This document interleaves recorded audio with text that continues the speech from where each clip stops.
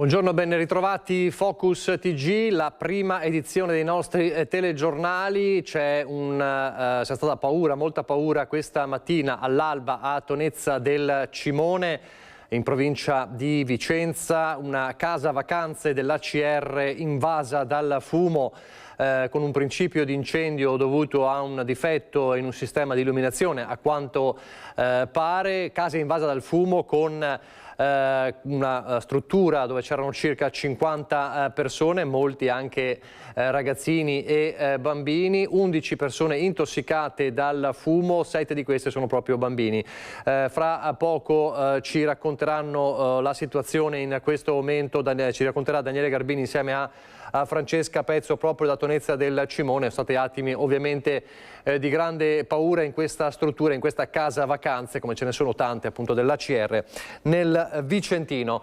Restiamo però a Vicenza per tornare a parlare dell'assalto all'azienda Orafo, laboratorio Orafo di Mussolente, che ci ha raccontato ieri Vanessa Vanzato, che si trova adesso con il sindaco di Mussolente, perché il giorno dopo ancora si continua a parlare di quanto accaduto, anche perché nel Vicentino questo tipo di assalti molto violenti con i trattori, in questo caso usato anche l'esplosivo, non è il primo caso. Vanessa, buongiorno.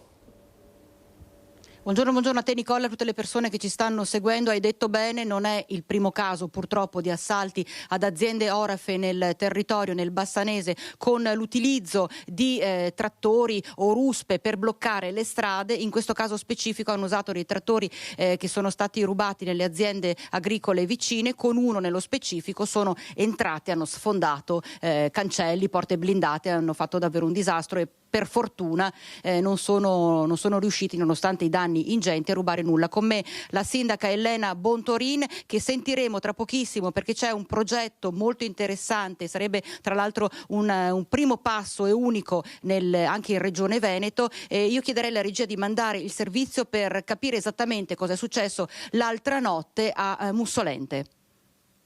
Ancora un'azienda Orafa presa di mira dai malviventi. Una banda di almeno 5 persone ha colpito nella notte la Nuovi Gioielli di Mussolente. Stesso il modus operandi, hanno bloccato tutte le vie di accesso con dei mezzi che sono stati asportati, rubati da alcune ditte vicine. Con l'utilizzo di un trattore hanno sfondato prima il cancello e poi le porte di accesso. Un colpo organizzato nei dettagli, ma qualcosa è andato storto. I malviventi non sono riusciti nel loro intento, anche se i danni causati all'azienda Orafa sono ingenti. Una notte piuttosto movimentata, direi. Alle 4 del mattino, 4 e qualcosa, gli allarmi sono scattati, ci siamo precipitati e purtroppo la scena che ci siamo trovati davanti è stata questa. Cioè un tentativo dei classici ormai ai quali siamo abituati a vedere da parecchio tempo. Quello che ci lascia un po' sbalorditi è la tempistica che hanno avuto a disposizione per fare quello che hanno fatto. 5 minuti sono stati veramente pochi, ormai sanno più o meno come sono strutturate le aziende orafe, come sono organizzati appunto gli allarmi e cose di questo tipo, e loro puntano sulla velocità dell'azione. Sono arrivati con un trattore piuttosto robusto di un'azienda qua vicina e hanno fatto questo. Una volta dentro, dopo aver provocato un foro, hanno raggiunto la cassaforte. Tentando di perforarla, la punta dell'attrezzo si è rotta e i malviventi hanno fatto esplodere un ordigno. La struttura con dentro i preziosi ha retto. Hanno tentato, purtroppo per loro non sono riusciti, fatto danni ingentissimi, però ecco, diciamo che il più è stato salvato. Immediata la denuncia ai carabinieri, che ora stanno visionando le immagini delle telecamere della videosorveglianza della Nuovi Gioielli e di quelle delle ditte vicine. Fortuna ha voluto che a quell'ora non ci fosse nessuno dentro l'azienda e la rabbia e lo sconforto sono tanti per il titolare. Sicuramente sarebbe stata una strage, Quindi insomma c'è tanta amarezza, quello sì, c'è tanta amarezza. Sindaca, c'è tanta amarezza, dice al nostro microfono Ivano Torresani, titolare della Nuovi Gioielli, davvero sconvolto, davvero toccato e provato da questa vicenda, nonostante, ripeto, non siano riusciti a portare via nulla concretamente, perché appunto la cassaforte è al retto, ma i danni li abbiamo visti, proprio siamo stati sul posto ed è una cosa terribile, sono tanti. Le telecamere adesso sono al vaglio degli inquirenti dei carabinieri. Lei diceva appunto che in atto un progetto molto interessante che sarebbe unico sicuro nel Veneto, perché ce ne sono altri in altre città d'Italia, ma nel Veneto sarebbe l'unico. Di cosa si tratta?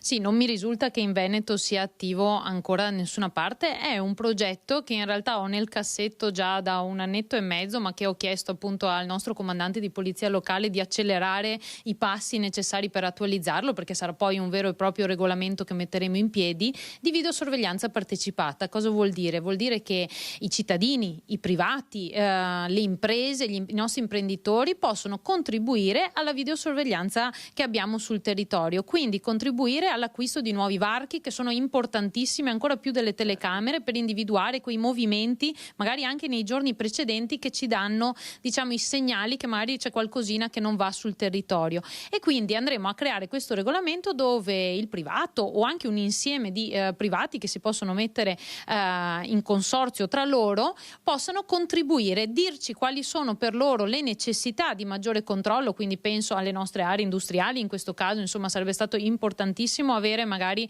ai 2 ingressi principali dell'area industriale 2 varchi che davvero ci avrebbero permesso di monitorare anche appunto se i giorni precedenti ci sarebbero stati, perché sicuramente questo colpo è stato studiato anche insomma in precedenza, era ben studiato, quindi con tanta amarezza per quello che è successo, come lo è sempre rispetto ai colpi che vengono fatti nelle nostre imprese del territorio. Mi sono sentita anche insomma con il proprietario, con tutta la famiglia nella giornata di ieri. Diciamo che l'unica consolazione è il fatto che per fortuna soprattutto nessuno si è fatto male e poi appunto il colpo non è andato a buon fine, quindi sicuramente i danni sono tanti, ci vorrà un po' per rimettersi in piedi, e di questo mi dispiace, però almeno sappiamo che anche questa volta insomma non ce l'hanno fatta, perché non era la prima volta che ci tentavano. Le immagini che possono essere registrate da queste telecamere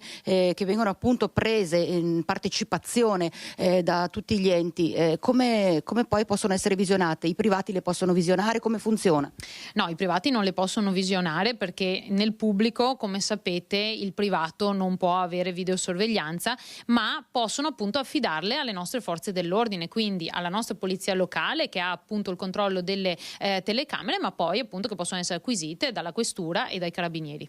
Benissimo, allora Nicola, hai sentito un progetto ben preciso per creare questa videosorveglianza partecipata, coinvolgendo anche i privati nel controllo delle strade pubbliche. Per il momento da Mussolente è tutto, ti ricedo la linea. Grazie a Vanessa Bazzato, grazie alla sindaca. La cronaca ci riporta purtroppo un'altra tragedia della strada. Morire a 17 anni è successo la scorsa notte a Bolzano Bellunese, scusate, e ancora una volta un centauro che perde la vita. Tiziana Bolognani in collegamento telefonico. Buongiorno Tiziana.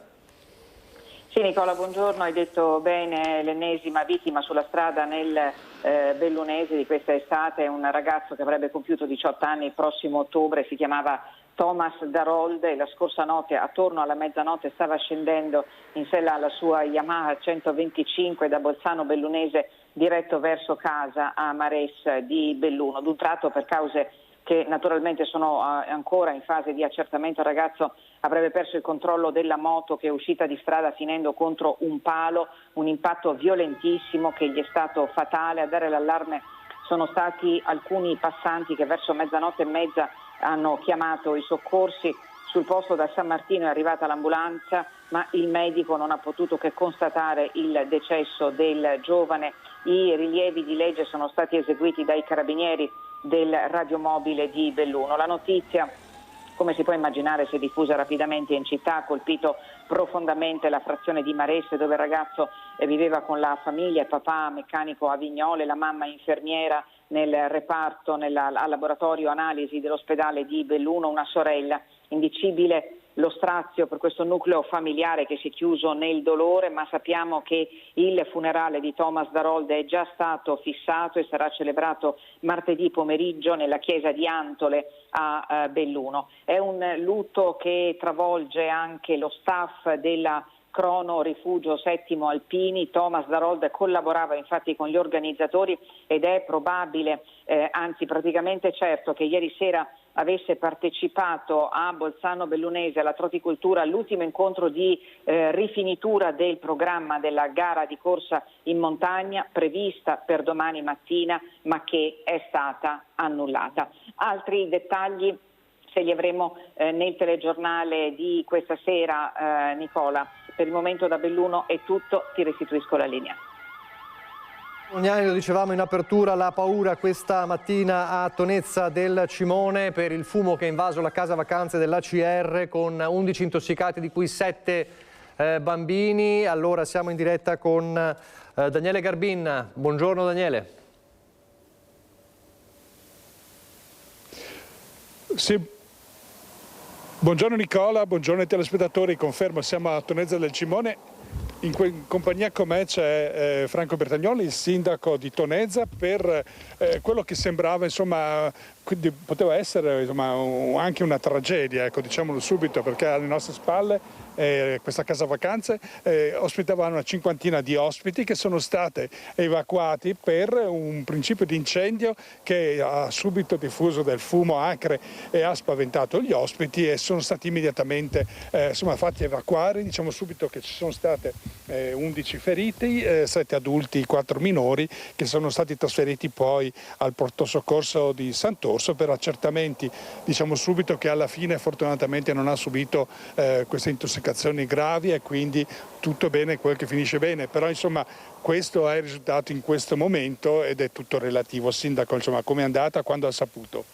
Questa mattina sono stato avvisato verso le 8 che alle 5 3 minuti circa c'è stato questo surriscaldamento di una lampada di una camera di un'animatrice, c'è stato del fumo, non molto. In questo caso sono intervenuti i colleghi animatori sulle 6-7 persone e poi c'erano altri 4-5 che dormivano nella stanza accanto, che sono stati poi accompagnati tutti all'ospedale per un controllo, ma niente di che, nel senso che sono già stati dimessi e nessuno risulta intossicato. Era già successo, questi episodi insomma, fanno subito pensare alla sicurezza, soprattutto in questo periodo ovviamente di pieno di turismo, perché Tonezza si trasforma e diventa una città molto più grande. Ecco. Sì, non è mai successo, anzi perché questo stabile è stato messo a posto da poco tempo, cioè l'impianto è nuovo, mi sono già informato ed è a norma.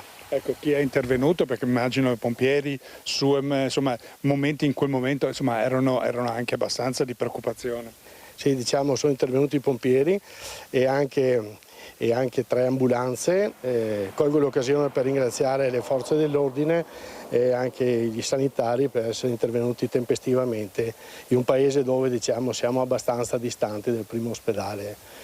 Sì, ricordiamo siamo in contravia, ecco, e abbiamo visto proprio il turismo che poi è esploso in questo momento. La casa è un edificio anche rinnovato, come giustamente dice il sindaco. C'è qualche consiglio che possiamo dare dopo questa esperienza a questo punto, anche per restare qui in zona e potersi godere le vacanze serenamente? Il consiglio è sempre quello di avere già all'interno delle persone che hanno fatto i dovuti corsi per la sicurezza. Poi chiamare subito il 112, 113, eventualmente il 118 per avere immediatamente i soccorsi.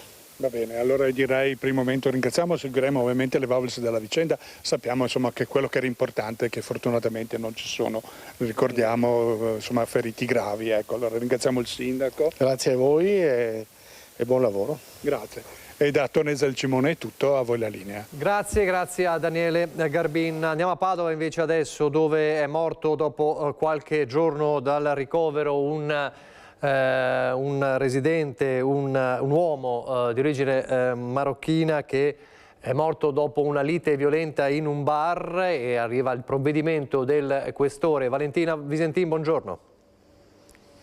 Sì, buongiorno da Padova, li vedete alle mie spalle i sigilli nel bar dove il 29 giugno scorso c'era stata una lite molto violenta tra alcuni avventori. Uno di questi, cadendo a terra, ha sbattuto la testa ed è morto dopo alcuni giorni di agonia. Il provvedimento del questore arriva dopo i controlli seguiti a questo episodio violento, essendo il bar ancora un punto di ritrovo di pregiudicati e spacciatori. E alla luce appunto di questa lite il questore ha disposto la chiusura per 90 giorni del locale. La rissa era scoppiata lo scorso 29 giugno a seguito di un diverbio per l'utilizzo delle slot machine, della mancata erogazione di alcune monetine.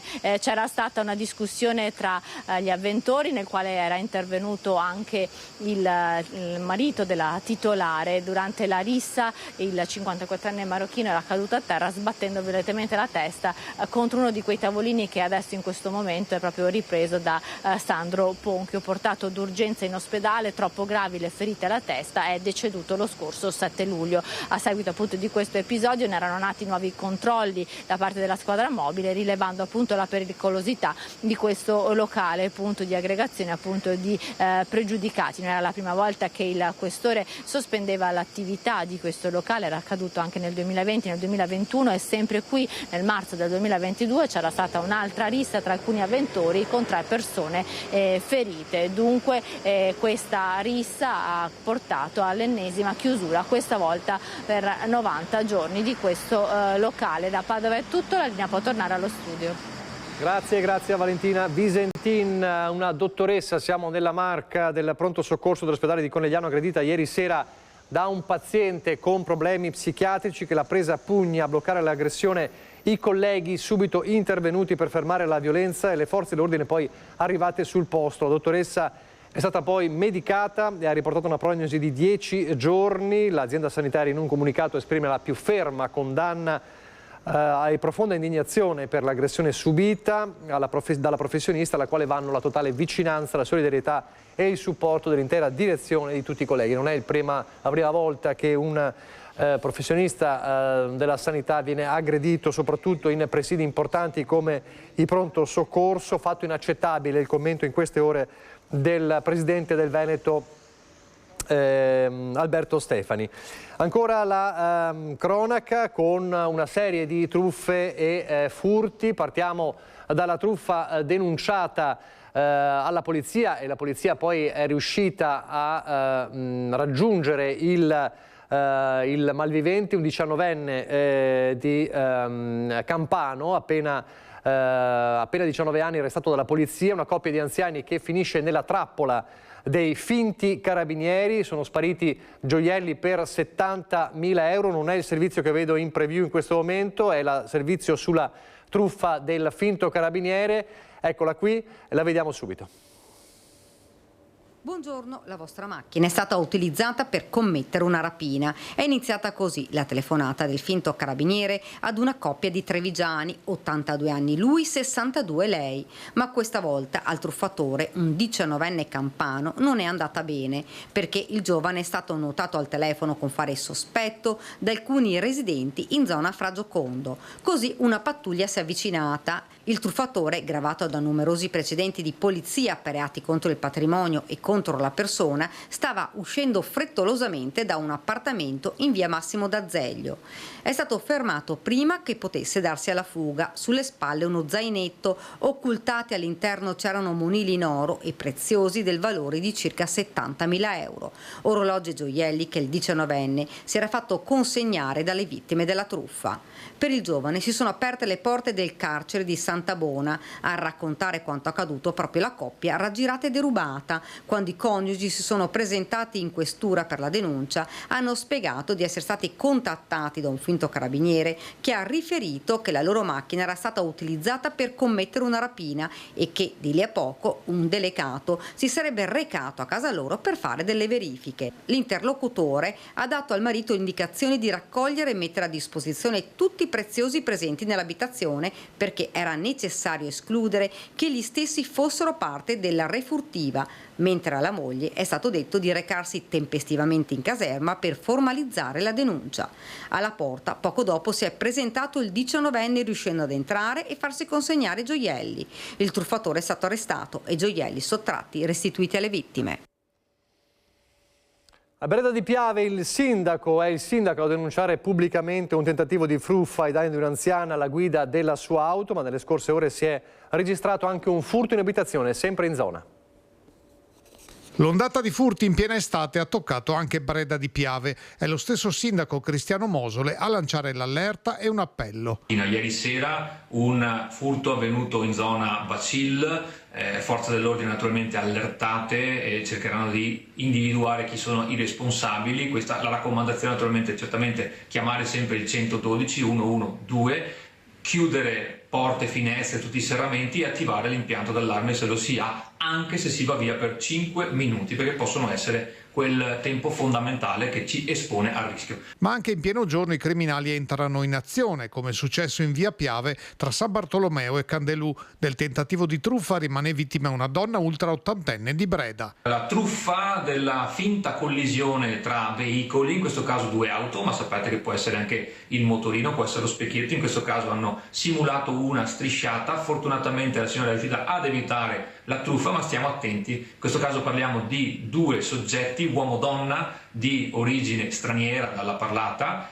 con un'auto bianca simile a una Golf. Naturalmente verrà sporta denuncia e visioneremo gli impianti di videosorveglianza per cercare di capire qual è l'auto. Stiamo attenti, naturalmente non cadiamo in questi tentativi. Una dinamica simile, sempre con un uomo e una donna protagonisti, stavolta con una vettura scura, si è registrata in questi giorni ad Arcade. Ecco, guarda, questo è il segno che poi hanno fatto scendendo dall'auto. Come si vede è cera perché guarda, vedi? È olio, cera, viene via subito, quindi non può essere un graffio fatto da una macchina contro uno specchietto o una carrozzeria, insomma.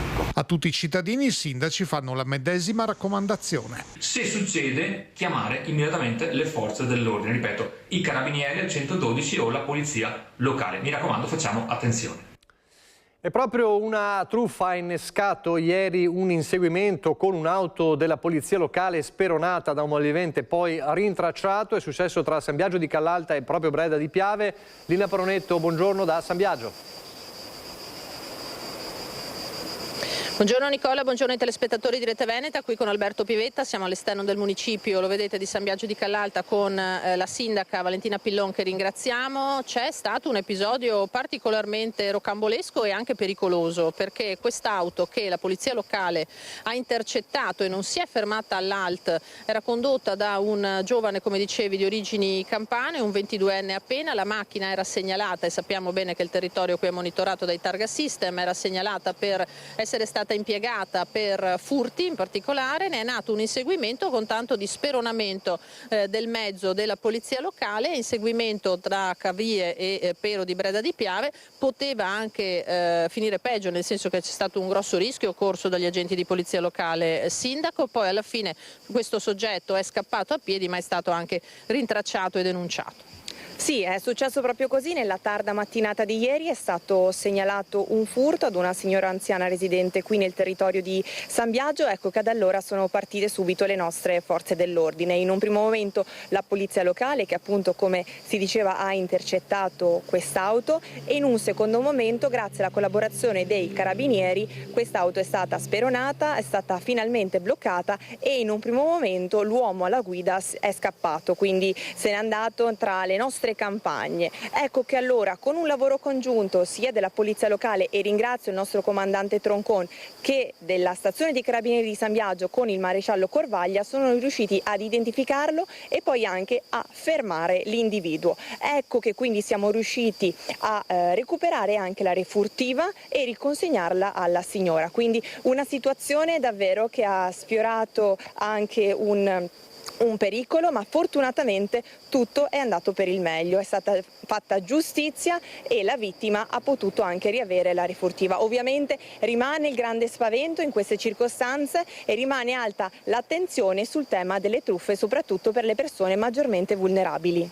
Ecco, diciamo che quando è partito l'inseguimento non era scontato che questo soggetto avesse appena effettivamente compiuto una truffa nella fattispecie, invece fatalità in macchina aveva proprio il provento di una truffa del finto carabiniere. Sappiamo quanto è diffusa questo raggiro ai danni di anziani che vengono colti di sorpresa da questi soggetti che con insistenza ma anche con una certa credibilità, nel senso che ci cascano purtroppo i pensionati o chi per essi, perché si presentano con tutto quel che serve per trarti in inganno e appunto con una certa insistenza, spesso utilizzando questi trasfertisti, questi ragazzi anche molto giovani. In macchina aveva, come diceva lei sindaco, la refurtiva, i monili d'oro sottratti con questa truffa a un anziano di 84 anni. Sì, è successo proprio così, purtroppo nel territorio non solo a San Biagio ma in tutta la provincia sono stati registrati centinaia di questi casi di truffa. Noi ribadiamo sempre, ci appelliamo ai cittadini perché qualsiasi dubbio chiamino sempre il 112. Nessun carabiniere si reca mai a casa di nessun nostro residente per chiedere denaro, per chiedere gioielli o quant'altro, quindi qualsiasi dubbio chiamate le forze dell'ordine. E lo stesso appello vale anche per la truffa che riguarda le carte di identità cartacee. Abbiamo constatato che ci sono delle persone che si spacciano per dipendenti comunali che vanno a casa soprattutto delle persone anziane. Ecco, anche questo purtroppo si tratta di furto, di una truffa. Nessun dipendente comunale si reca a casa delle persone, quindi mi raccomando, prestiamo davvero molta attenzione. E poi la truffa dello specchietto, del finto incidente, insomma l'elenco potrebbe continuare. Sindaco, un ultimo passaggio, poi tra l'altro sappiamo in questo caso la refurtiva è stata riconsegnata, bene, ma resta lo shock, il trauma per questi anziani che poi si sentono insicuri, sono delle ferite che è difficile rimarginare soprattutto in persone di questa età. Un ultimo passaggio lo facciamo su questo momento particolare dell'estate, siamo nel cuore dell'estate, molti sono via, ci sono molte persone sole a casa oppure abitazioni lasciate vuote, quindi massima attenzione. Massima attenzione sì, assolutamente, qui esiste e funziona anche il controllo di vicinato, quindi facciamo squadra anche con i nostri residenti alleati che magari abitano vicino. Mi raccomando, chiudiamo sempre bene le case, anche per tutti quei signori che magari abitano in campagna e provengono da un'altra generazione in cui era più semplice tenere i cancelli aperti. Ecco, assicuriamoci invece che tutte le serrande siano chiuse. E come dire, le forze dell'ordine sono sempre pronte, sono al servizio, lo abbiamo visto ancora una volta, li ringrazio ancora per l'operato e per la tempestività e la collaborazione con cui sono intervenuti. La nostra azione sarà quella ancora di più di implementare il sistema di videosorveglianza. Abbiamo visto che funziona e quindi nonostante questo non possa essere un deterrente a monte, lo è sicuramente perché riusciamo anche nei casi più spiacevoli a riuscire ad intercettare queste persone ed allontanarle dal nostro territorio. Grazie a Valentina Pillon, sindaca di San Biagio di Callalta. Nicola, con Alberto Pivetta restituiamo la linea allo studio. Grazie. C'è un giallo in queste ore nel veneziano, il corpo di un uomo privo di documenti finora non identificato, è stato recuperato nel corso d'acqua Muson all'altezza di via Bastia Fuori a Mirano dai vigili del fuoco di Venezia e dai sommozzatori di Vicenza. La salma, che potrebbe essere rimasta in acqua per giorni, appare in stato di decomposizione. Indagano i carabinieri. Negli ultimi giorni, in base a quanto si è appreso, sul territorio non sarebbero state presentate denunce di scomparsa. Tuttavia si indaga sul raggio più ampio perché non è escluso che la corrente possa aver spostato la vittima. Si tratta di un uomo che alle forze dell'ordine appare al momento irriconoscibile. È stato avvisato dei fatti anche il magistrato di turno. Ne parleremo più tardi. Nel frattempo a Mestre un'intera via convive con tossicodipendenza, degrado e sporcizia. Edi Caliman, buongiorno. Buongiorno Nicola, a te ai telespettatori. In via Monti, all'angolo di via Fogazzaro, che sta praticamente sul retro di via Cappuccina, dove solo la scorsa settimana è avvenuto un accoltellamento, un gravissimo accoltellamento. Sono qui con Simone Merlo e il presidente della municipalità di Mestre, Marotta, che è intervenuto oggi con sacco e racchette per cercare di pulire e dire, diamo anche un esempio di senso civico, Marotta. Assolutamente sì, perché non si può sempre imputare alla pubblica amministrazione qualsiasi cosa succeda. Le cose succedono anche perché manca il senso civico della cittadinanza. Io dico cittadinanza in generale, poi sappiamo che non è che sono tutti i cittadini, purtroppo c'è una parte di cittadini, che siano italiani o meno, che non hanno senso civico, perché quello che abbiamo trovato oggi è questo mezzo sacchetto grande che abbiamo riempito di schifezze in 30 metri di strada, con l'amico qua che ringrazio che mi ha dato una mano, e chiamerò anche i cittadini che hanno fatto la petizione per dire: guardate, quando volete io sono disponibile, ho anche gli strumenti che mi ha dato Veritas, tra parentesi, per altri progetti che faccio, sempre di pulizia parchi e giardini, lo faccio volentieri, perché non dico che devi dare un esempio, ma devi far vedere che esiste il senso civico, e allora il senso civico porta che se io vedo un cittadino vede una bottiglietta buttata per terra, capisco che fa schifo, però si potrebbe, se si vede la persona bisognerebbe dirglielo: guarda che c'è la spazzatura, lo butti nel contenitore, oppure comunque sia cercare di recuperarlo e buttarlo in un contenitore. Certo è che non è una situazione facile, perché ci sono molti tossicodipendenti soprattutto in questa zona, una zona che è una strada, una parte di strada privata, e che comunque di notte diventa un anfratto molto molto gettonato, insomma, per chi svolge attività di fatto illecite, e che i cittadini si ritrovano poi la mattina con escrementi, vomito anche davanti alle porte di casa. Assolutamente d'accordo. Il problema è che c'è questa struttura ex INPS, che dobbiamo capire cosa verrà fatto con questa struttura, perché essendo disabitata e chiusa da qualche anno, effettivamente i problemi ci sono, perché essendo disabitati trovano lo spazio per mettersi tranquilli lì in quell'angolo e hanno la possibilità di, purtroppo, di bucarsi, di fare quello che devono fare, quello che fanno. È un dato di fatto però che con la polizia municipale io insisterò per chiedere che comunque ci sia qualche passaggio almeno in più la sera o la notte, perché effettivamente il problema esiste. E dice infatti che i cittadini che vivono qui, continuano a vivere qui, sono eroi.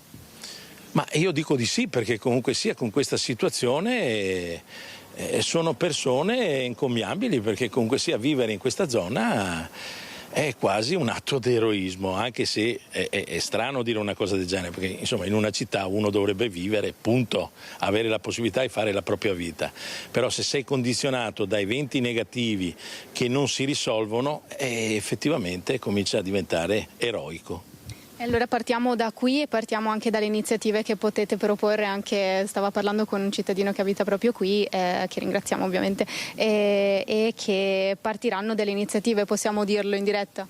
Ma possiamo dirlo sì, perché io sono disponibile, l'ho già dimostrato, sono disponibile a incontrare chiunque abbia, non dico qualche problema, anche magari quelli che non hanno problemi, ma se si vuole aiutare possiamo pensare anche a un pronto soccorso ambientale e non solamente un controllo di vicinato. Il pronto soccorso ambientale è quello che sto facendo io con, come ti chiami? Afzal. Con Afzal.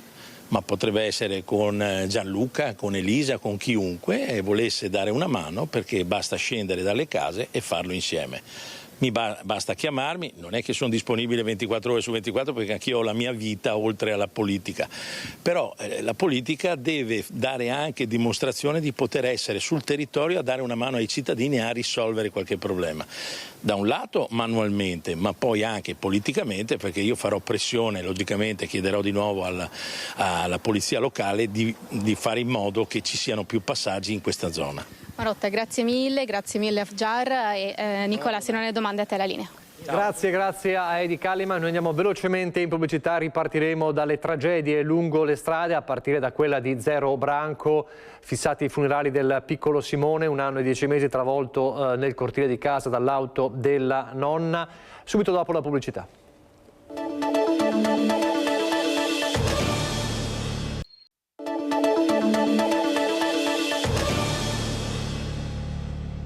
Non crede che nessuno possa capacitarsi di questa cosa qua? Senta avvocato, la sento molto scossa. Lei conosceva la famiglia, conosce la famiglia? Sì, molto bene. Poi il fatto che ci sia di mezzo un bambino per me è un dramma, veramente. Avrei voluto esserci io al suo posto. Non è il momento del diritto, ma solo quello della compassione per Ermira Azzuri, avvocato ma soprattutto amica dei familiari del piccolo Simone, il bimbo di 1 anno e 10 mesi morto dopo essere stato investito dall'auto guidata dalla nonna Valentina, ora indagata per omicidio colposo, con la procura che nelle scorse ore ha disposto una perizia cinematica. L'obiettivo ricostruire gli ultimi istanti prima dell'incidente, calcolare la velocità del mezzo, le traiettorie, i tempi di reazione, l'eventuale evitabilità del sinistro nel cortile di questa casa in via Tiverona 0 Branco, dove tra gli altri erano presenti anche i genitori di Simone, mentre la sorella maggiore si trovava in auto con la nonna. Parallelamente gli inquirenti procedono per omessa vigilanza, ma per questa ipotesi non ci sarebbero iscrizioni nel registro degli indagati. In questo momento non ci sono diversificazioni, la famiglia è unita. Sì. Ok. Avvocato. Spero che non ci siano mai diversificazioni, spero che siano sempre uniti e lo auguro io con tutto il cuore, che questo dolore li fortifica e non li separi. Una famiglia che resta ammutolita, quella di Simone, prostrata. I vicini di casa si stanno occupando di loro con piccoli grandi gesti concreti. Ieri sera tutte le bambine ci siamo riunite attorno alla sorella più grande per distrarla. La nonna quasi non cammina più dal dolore purtroppo, quindi bisogna dargli una mano e stargli vicino in questo momento. I genitori distrutti, non si danno pace. Era bravissimo, un angelo proprio.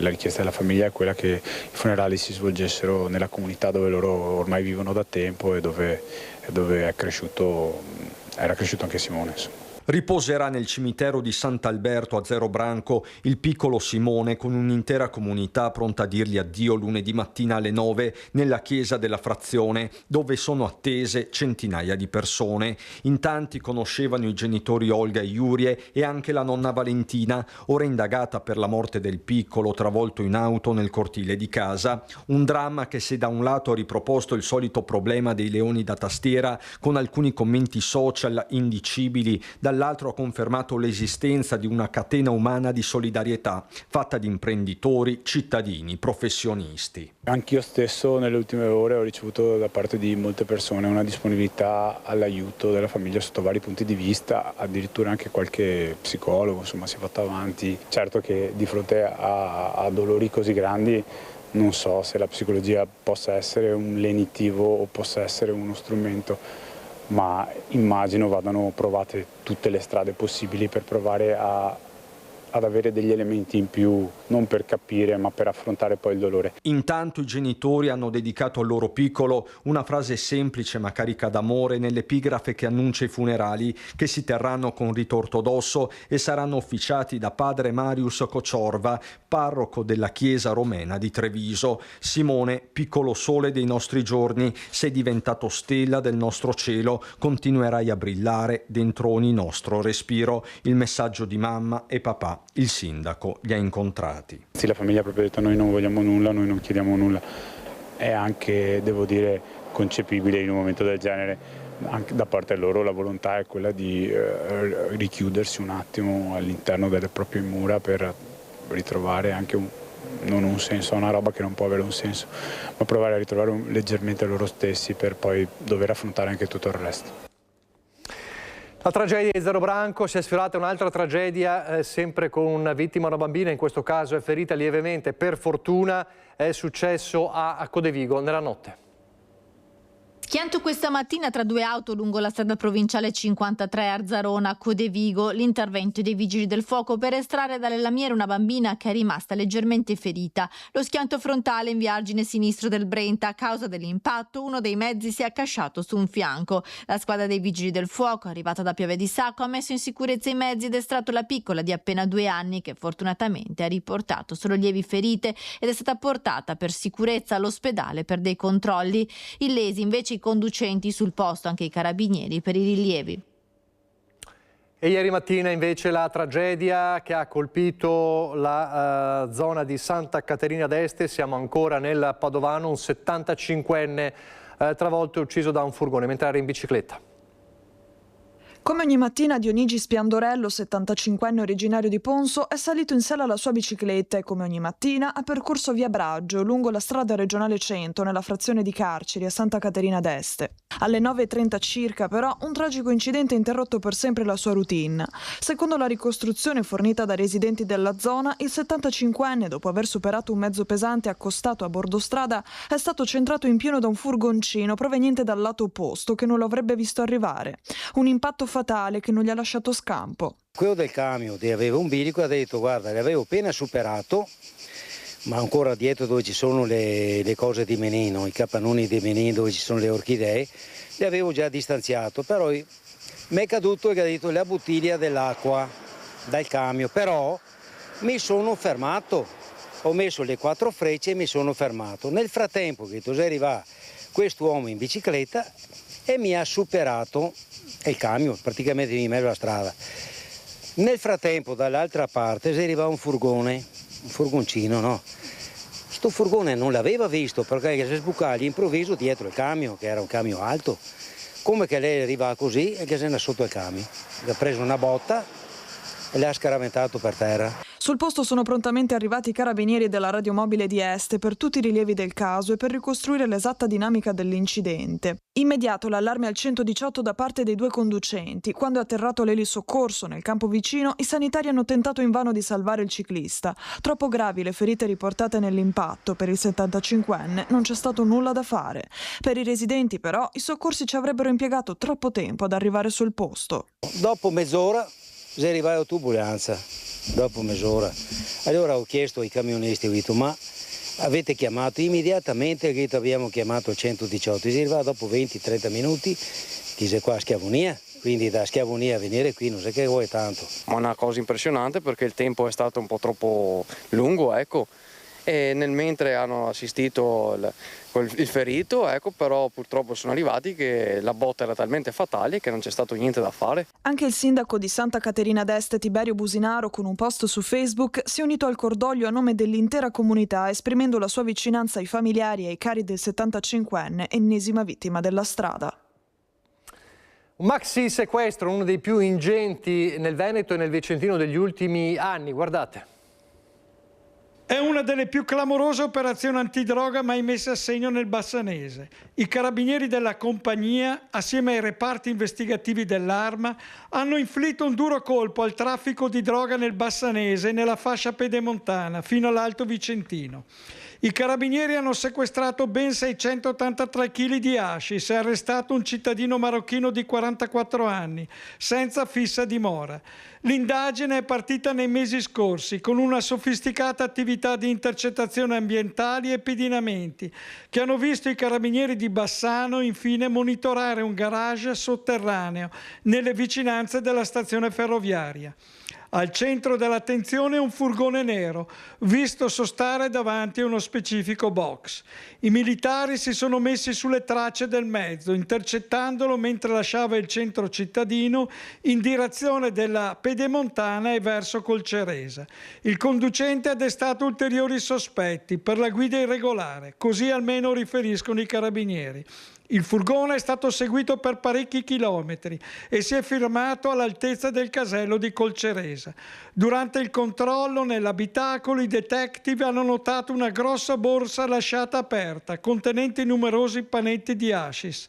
È scattato l'arresto del marocchino perché la perquisizione nel furgone ha permesso di recuperare 230 panetti, pari a 23 kg di sostanza stupefacente. Le verifiche sono poi proseguite nel garage segnalato a Bassano.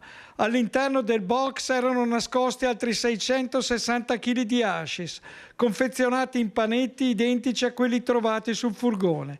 Il cittadino marocchino, su ordine del magistrato di turno della Procura di Vicenza, è stato condotto nel carcere di San Pio X. Il GIP ha quindi convalidato l'arresto disponendo la custodia cautelare in cella. Le indagini adesso proseguono per ricostruire la provenienza dell'ingente quantitativo di hashish e individuare i complici e i destinatari del carico. Un'altra vicenda di cronaca che aveva scosso il Padovano in questo caso: dopo 2 mesi gli arresti domiciliari, prima nella canonica di Albignasico, poi dopo le polemiche per le vicinanze con l'asilo in un comune fuori provincia, sono stati revocati gli arresti domiciliari per Francesco Saviane, ex professore di religione del Barbarigo, accusato di abusi da almeno 7 ragazzi minorenni che gli erano stati affidati. Saviane è libero ma non può tornare a Padova e provincia, luoghi dove sarebbero avvenute le presunte violenze sessuali. Il pubblico ministero Sergio Dini nei giorni scorsi aveva chiesto il giudizio immediato, richiesta che concede a Saviane e alla sua difesa la possibilità di accedere al rito abbreviato per ottenere uno sconto di pena. Il 36enne trevigiano è accusato da almeno 7 tra ragazzi e ragazze di molestie e palpeggiamenti, fatti che sarebbero avvenuti a partire dal 2017 e per questo era stato allontanato dall'insegnamento. Il caldo che provoca diversi effetti, la siccità tra questi, fra poco parleremo anche del rischio incendi e non solo nel Veneto. E intanto c'è il problema caldo. È vero che nel pomeriggio dovrebbero manifestarsi dei temporali anche violenti, ma questo, come sappiamo, non cambia la situazione della siccità e nasce la task force regionale, intanto voluta dall'assessore regionale Elisa Venturini, insieme ai consorzi di bonifica, ai gestori del servizio pubblico idrico e ai docenti universitari, per fare il punto della situazione, una squadra di intervento. Intanto tra il veneziano e il trevigiano il consorzio Acque Risorgive fa fronte alla carenza d'acqua attraverso un piano di irrigazione a turni. L'aumento della temperatura rispetto al 2022, le proiezioni ancora che ci sono, che portano a un maggiore fabbisogno della cultura e anche a un maggior fabbisogno ambientale, perché in questi canali, che hanno appunto un uso promiscuo, passa l'acqua di pioggia quando ce n'è, distribuiamo l'acqua per l'irrigazione, ma sono canali vivi e quindi c'è un ambiente che cerca di sopravvivere all'interno di questi corsi d'acqua. Aumentando le temperature aumenta anche la temperatura dell'acqua, viene meno l'ossigeno e quindi c'è una difficoltà per la fauna ittica. L'aumento delle temperature e di conseguenza la mancanza di neve sulle montagne sono 2 fattori che rendono più critica la situazione idrica rispetto al 2022. Per questo il Consorzio di Bonifica Acque Risorgive ha programmato a partire da lunedì una turnazione di distribuzione fra i sottobacini e una su 3 settimane tra i bacini irrigui. La situazione è molto critica perché queste 3 fonti per noi sono tutte e 3 in crisi. Manca l'acqua nei fiumi e si è abbassata di molto il livello dell'acqua nelle falde. È proprio l'assenza delle precipitazioni attesa delle prossime settimane che ci porta ad attivare un piano di turnazione. Abbiamo a disposizione dei dati satellitari che ci fanno sapere qual è la cultura e il fabbisogno delle culture sul territorio e quindi riusciamo ad intuire, a calcolare quali sono le aree che avranno più bisogno di acqua nelle prossime settimane rispetto alle altre e quindi pianificare la distribuzione. Purtroppo dai grandi fiumi le acque che deriviamo sono inferiori rispetto alle esigenze e quindi non possiamo distribuirla contemporaneamente come si fa in anni tipici, ma dobbiamo mandare una settimana l'acqua verso una zona e le altre settimane verso le altre. Il piano riguarda 52 comuni, dei quali 18 nell'area veneziana, 23 in provincia di Padova, 11 in provincia di Treviso. Stiamo cercando di distribuire appunto l'acqua con il doppio obiettivo, ottenere acqua per mantenere in vita quello che si riesce e riuscire a distribuire per i pochi prelievi che sono necessari ai fini irrigui. L'ente ha comunicato il piano ai sindaci e alle organizzazioni agricole, facendo seguito all'ordinanza con cui il governatore Stefani ha dichiarato lo stato di crisi idrica. Intanto nasce la task force regionale voluta dall'assessore Elisa Venturini tra istituzioni, gestori, università e territori insieme per affrontare la sfida. Noi attraverso la distribuzione capillare che abbiamo siamo in grado di portare quella poca acqua in tutte le zone del nostro territorio. Dobbiamo solo sperare nelle piogge, perché se le condizioni restassero queste vuol dire che nel giro di 15-20 giorni potrebbero essere messe in difficoltà o a rischio anche le turnazioni. Servono però interventi strutturali, come ha evidenziato anche Legambiente. Purtroppo oggi l'acqua quando arriva si concentra in pochi giorni dell'anno e quindi noi abbiamo bisogno di fermare quest'acqua all'interno degli invasi. Questi invasi potrebbero essere sia realizzati dai comuni, mentre altri piccoli invasi dovrebbero essere realizzati dalle aziende in modo da avere una disponibilità d'acqua per i periodi di emergenza. E adesso ci spostiamo nel vicino Friuli per parlare di un incendio, un vasto incendio in una fabbrica a Sesto al Reghena, momenti di paura anche per l'alta colonna di fumo nero visibile a distanza. C'è un operaio ferito. Esmeralda Dalla Longa con Michele Zanette. Buongiorno. Buongiorno in studio, buongiorno a tutti i telespettatori. Ci troviamo in via Giotto di Bondone a Sesto al Reghena, davanti all'azienda EMAC, azienda specializzata nella verniciatura per mobili, dove nella mattinata di oggi è scoppiato un terribile incendio. Al momento la situazione starebbe tornando alla normalità, ma i vigili del fuoco stanno andando avanti e indietro, stanno continuando ad operare perché è scoppiato appunto un gravissimo incendio che, come dicevo, ha un bilancio di un ferito di 53 anni di nazionalità indiana, residente a San Vito al Tagliamento, che era un operaio che si trovava all'interno quando è scoppiato l'incendio. Secondo quanto appreso sarebbe stato intossicato e avrebbe riportato anche delle ustioni a viso e alcune parti del corpo. Secondo quanto appreso sarebbe stato elitrasportato all'ospedale di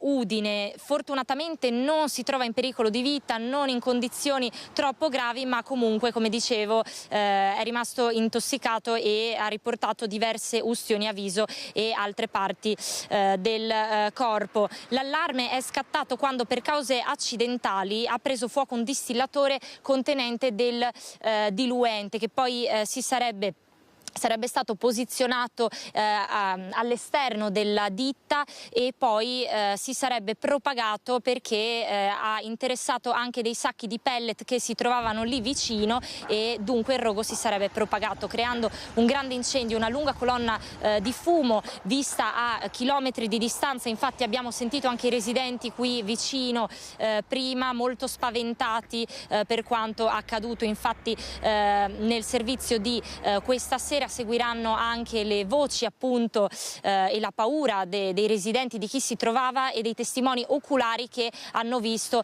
il tutto. È stato fondamentale e tempestivo l'intervento dei titolari dell'azienda, che hanno cercato di circoscrivere il rogo e successivamente hanno subito allertato le autorità competenti e i vigili del fuoco. Infatti c'è stato un grande dispiegamento di forze provenienti da San Vito, Latisana, Portogruaro, Codroipo e Sacile, che hanno dovuto lavorare a lungo e, come dicevo, stanno ancora operando. Poi sul posto anche il personale dell'ARPA per l'aria, perché sia i sindaci, il sindaco di Sesto al Reghena sia il sindaco della vicina Cao Maggiore hanno invitato tutti i residenti, visto quanto accaduto, a tenere le finestre chiuse, poiché potrebbe essere pericoloso appunto per l'aria respirabile.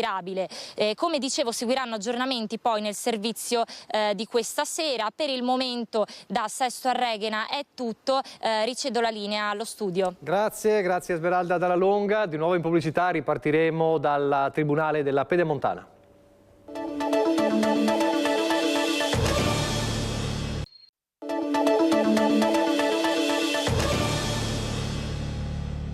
Sono venuta qui a nome del governo a ribadire che questo Tribunale della Pedemontana si farà perché è una decisione di tutto il governo di centrodestra, è una decisione che arriva dal territorio, da tutti i sindaci di qualsiasi colore politico, dalle imprese, dagli avvocati, dai cittadini. Chiaro, preciso, il Tribunale della Pedemontana si farà. A dirlo è il sottosegretario Mara Bizzotto, che porta i sindaci e i cittadini alle categorie riuniti davanti al Palazzo di Giustizia di Via Marinali la voce del governo. Una boccata d'aria fresca in una giornata torrida, in un periodo torrido di polemiche e baruffe politiche e istituzionali attorno al progetto di apertura del Tribunale. La notizia scatena gli applausi dei 40 rappresentanti dei comuni interessati, della provincia, degli avvocati, delle categorie produttive, degli oltre 200 cittadini arrivati per far sentire la propria voce. Una voce che rimbalza dalle rive della Brenta al Ponte Vecchio e prende la strada di Roma. È una risposta senza nessuna polemica a Vicenza, ma anche a tutta quell'area di sindaci che dice no ad un territorio. Guardate, ma è mai possibile che ci siano dei colleghi che dicono di no a delle offerte, a dei presidi che il governo vuole dare ad altri colleghi? Noi speriamo davvero che prima della fine di questa legislatura, così come promesso anche dal ministro Nordio, questo tribunale abbia un ulteriore passo per poter poi vedere la apertura.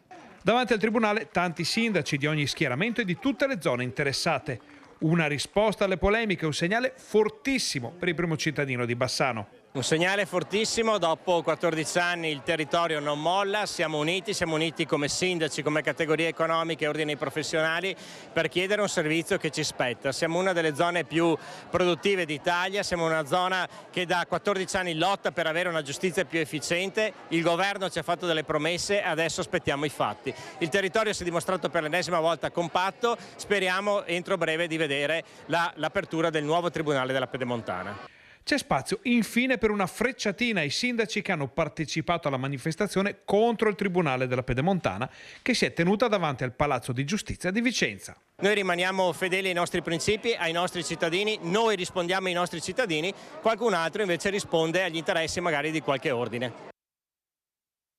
Non solo sindaci, non solo fasce tricolori, ma anche amministratori, politici, avvocati, esponenti delle categorie del territorio hanno partecipato alla manifestazione per il Tribunale della Pedemontana. Davanti al Palazzo di Giustizia di via Marinali anche tanti cittadini informati della lunga e complessa vicenda e con un'opinione molto chiara sull'argomento. Un tribunale a Bassano serve, non è un tribunalino? No.